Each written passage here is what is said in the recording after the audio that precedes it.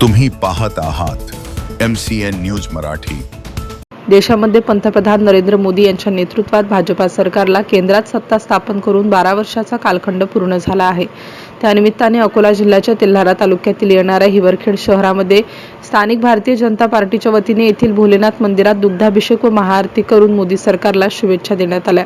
या प्रसंगी खासदार अनुप धोत्रे, आमदार प्रकाश भारसाखळे, संतोषदादा शिवरकर, रमेश दुतोंडे यांच्या नेतृत्वात 10 जून रोजी हिवरखेड शहर व मंडळाकडून देवडी वेश शंकर संस्थान येथे भोलेनाथाचे शिवपिंडीला पौरोहित प्रशांत कुलकर्णी यांचे मुखोद वाणीने अभिषेक तथा दुग्धाभिषेक करण्यात आला।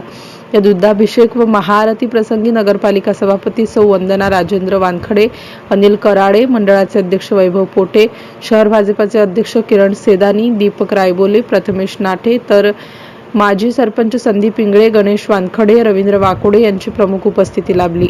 MCN न्यूज मराठी करिता बाळासाहेब नेरकर, हिवरखेड।